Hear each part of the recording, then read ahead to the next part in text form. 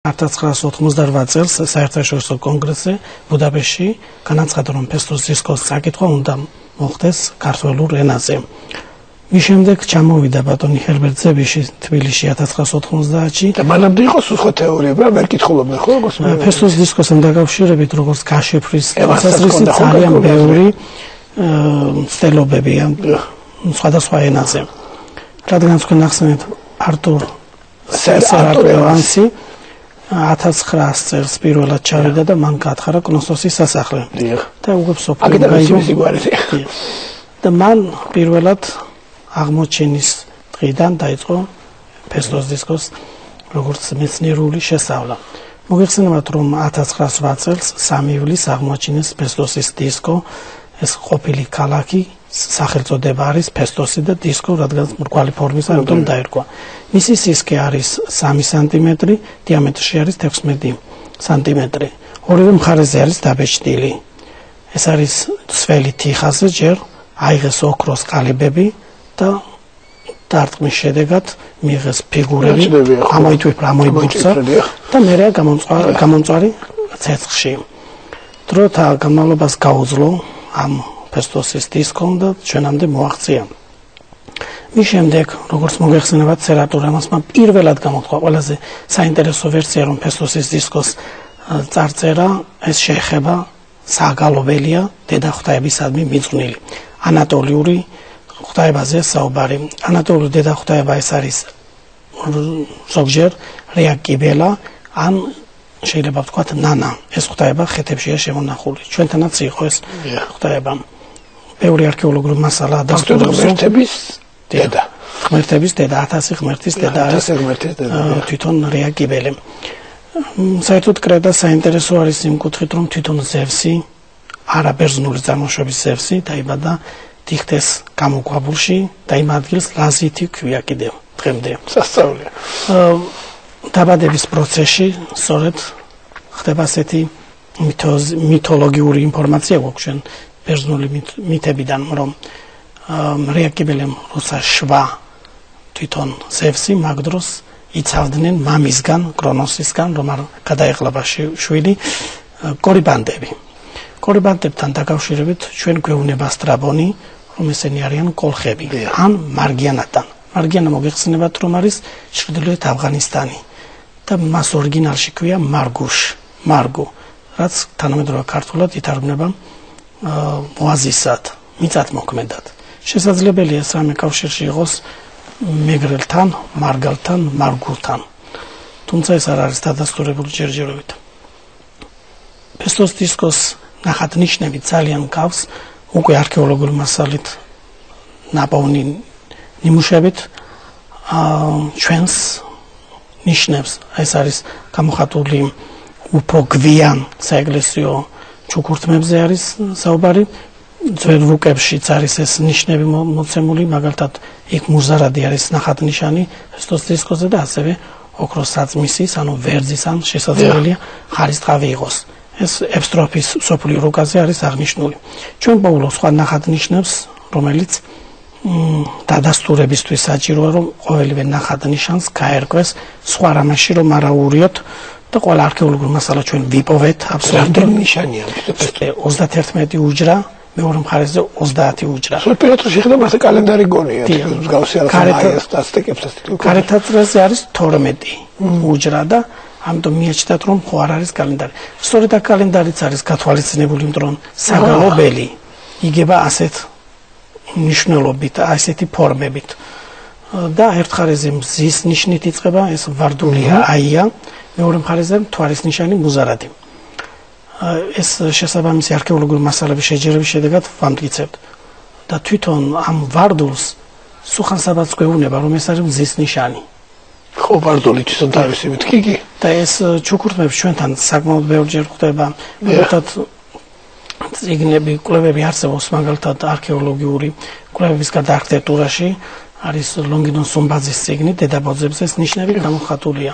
ასევე კოლხურ ოდასახლებშიც, ჩუქურთმებში ხდება ეს ნიშნები. არის ხშირად არის საერთოდ გავრცელებულია იგივე ამაზე დაკავშირებით ქალბატონი ვერაბარდაველის ციხეში არის მოცემული. დიახ, ეს ძალიან ჩვენია პირდაპირ გაგებით შეიძლება ითქვას. მე ამიტომ ჩვენ ნანახი ორიგინალი არ აქვს. ორიგინალი ჩვენ არ გვინახავთ, იმიტომ რომ თვითონ ამ ორიგინალის ნახვა ჩვენთვის შეუძლებელი გახდა, იმიტომ რომ კრედაზე ვერ ჩავედით. ისე საოცრება.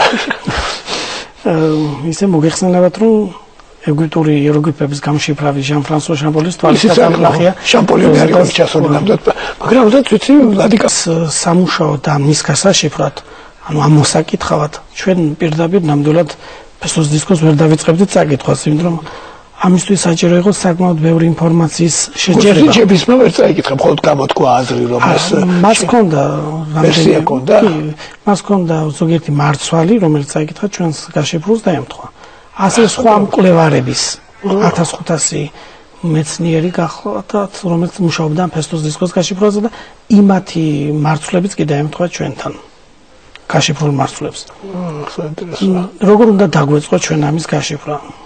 ჩვენ შევისწავლეთ რამოდენიმე დამწერლობა, ეს არის ეგვიპტური იეროგლიფები, ხეთური იეროგლიფები, უпростоრად ლუვიური იეროგლიფები, მიკენური ბერძნული თვითონ ეს ბეხაზოვანი წოდებულია, აქ მოგახსენებთ რომ ეს ახაზოვანია, ახაზოვანს მოგახსენებთ რომ ცოტა სხვა რამეა. ბეხაზოვანი 1953 წელს გააშიფრა, მაიკლ ვენტრისმა არქიტექტორი იყო ეს პროფესიით, სერატურ ევანსის წაკითხული ლექციის შემდეგ დაინტერესდა ეს ახალგაზრდა 17 წლის იყო დაახლოებით მაგ პერიოდში. დაახლოებით სულიერი მეგობრობა. დაახლოებით 17 წელი მოუნდა მაიკლ ვენტრისმა ეს ბეხაზოვანი გააშიფრა და ეს აღმოჩნდა მიკენური ბერძნული, ეს არის ძალიან ძველი ბერძნული. მაგრამ ახაზოვანი დღემდე არ არის გაშიფრული, ეს არის კრეტის დამწერლობა და მოქმედებდა მე-19 საუკუნიდან მე-16-მდე, ხოლო ბეხაზოვანი მე-15-დან მე-13 ან მე-12 საუკუნეში ლაპარაკობს ქრისტემდე, ესე იგი. დიახ, ძველი წელს 4000 წელს გადავედით წინ. და ახაზოვანიდან შექმნეს ბეხაზოვანი ჰომეროსი უკვე მე-8 საუკუნეში წელს აღრიცხვით ფინიკურ ამბანთან დაყრდნობით შექმნიან ახალ დამწერლობას, ანბანურ დამწერლობას. და ფესტოს დისკოს დამწერლობა არ არის ანბანური ტიპის, ეს არის იეროგლიფური მარცვალ სიტყვითი დამწერლობა. აი როგორ გახსენეთ ეს ყველაფერი, თუ შეიძლება მე ვიცი რომ რაღაც ეს თითქმის მისტიკური განსაცდელი კი ქონდათ. ასეთი თითქოს გაგეხსნათ თითქოს და თითით დაადეთ პირდაპირ იმას და დაიწყო ტექსტი. ეს როგორ მოხდა, საკმაოდ ბევრი ინფორმაცია დაგვიგროვდა ნახატ ნიშნების შედარების შედეგად და ერთხელ შემთხვევით ჩვენ ვათვალიერებდით ამ ჩვენს დაგროვილ მასალას და ამ დროს უკვე მივხვდით რომ როგორ შეიძლებოდა წაგვეკითხა ფესტოს დისკო, მაგრამ დროში ქონდა ჩვენ რომ შესაძლებელი ეს შეცდომა იყოს.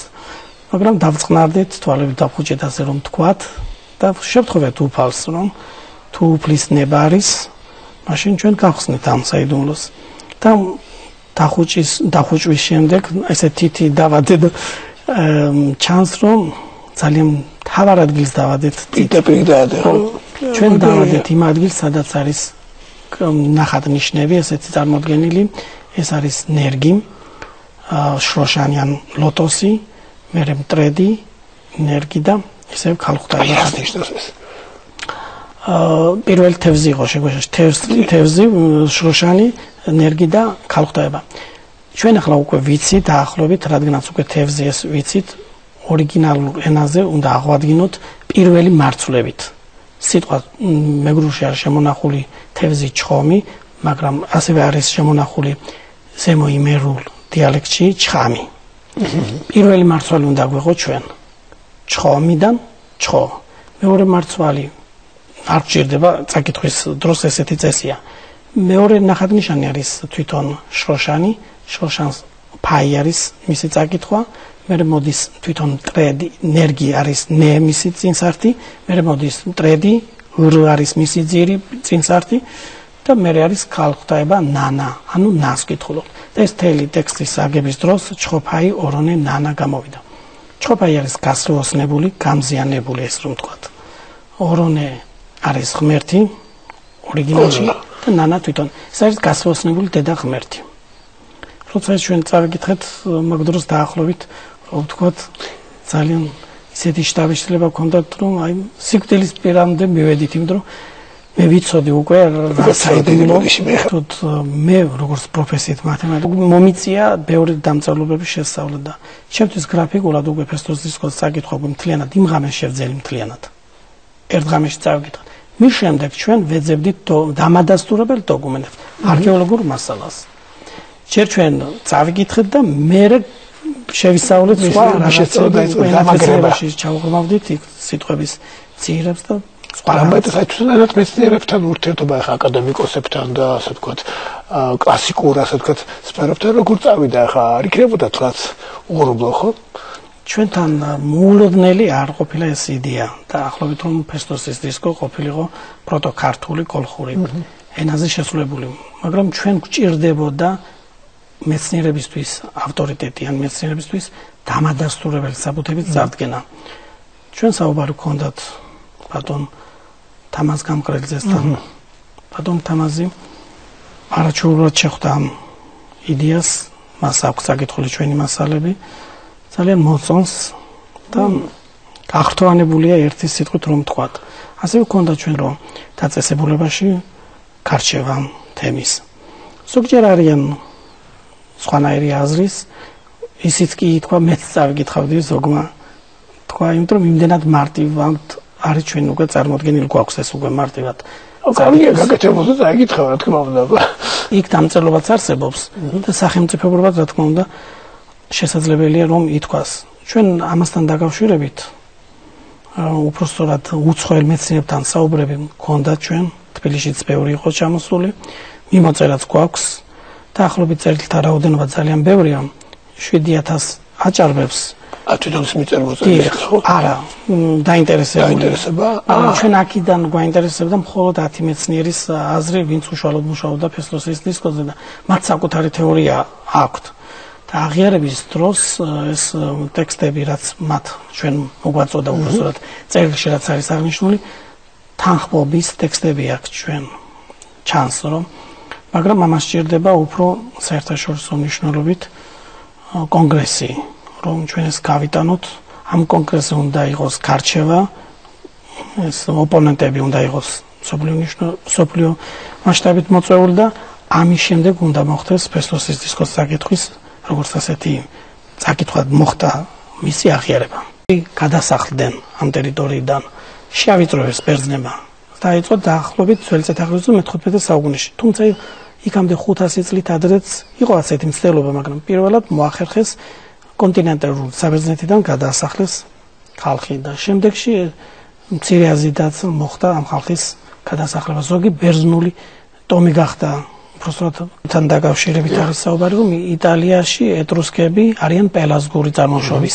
ჩვენ შესაბამისი სიტყვა აღმოვაჩინეთ ეტრუსკებს როგორც ახოდენ ეგვიპტელები თურშა. ეს თანამედროვე მეგრუს თუ გამოვიყენებ, თური არის მოდგმა და შ არის როგორც ნათესავებით ბრუნის ნიშანი და არის შტო. ჩვენი მოდგმის შტო, ასე შეიძლება თარგმნოთ ეს. და თურის სიტყვა მარტო ქართულ ენებში არა შენახულია, სხვა ენებშიც არის შენახული და დაახლოებით ასეთი მნიშვნელობით არის. ესე როგორ გამოითქმის? მოდგმა. და აი მაგალითად გვაქვს ჩვენ შუმერულში ნანა ღვთაების, ოღონდ ქალ ღვთაებაზე საუბარი ნინთური და ითარგმნება მოდგმის დედად, მოდგმის ქალ ღვთაებად. ეს ნანა ღვთაება საერთოდ მოდის შუმერიდან, ინანა ან ნინანა ან ნენანა. ნენანა გვაქვს ჩვენ თვითონ ფესტოს დისკოზე ამოტვიფრული და ნენანასთან დაკავშირებით ქრისტიანულ ეპოქაშიც ხდება. ამასთან დაკავშირებით პროფილ უსპენსკი 1855 წელს მოგზაურობს ათონისტის მონასტერში და ივერონის მონასტერში პოულობს ასეთ ფაქტს, რომ მარიამ ღვთისმშობელის უმღერის ბერძენთა ბერების გუნდი მარცხენა და ამ მისამღერში უმატებენ ნენანას. ნენა ნანა არის დედა. ნე არის რა უნდა იყოს დაუშვათ. ივანე ჯავახიშვილმა წინასწარ განჭვრიტა, რომ ოდესღაც ქართულ ენებს წინსართად დედრობით სქეში ქონდა ნე. ნანა ასევე იყო შუმერაში მამრობითი ღვთაება. რომ არ არეოდათ, ამიტომ მე ესე მამრობითი იყო, ესე დაერთო. ნანა იყო თვალის ხვება და მე ამიტომ ჭირდება, მე ნანა. ხედა, ხომ არ არის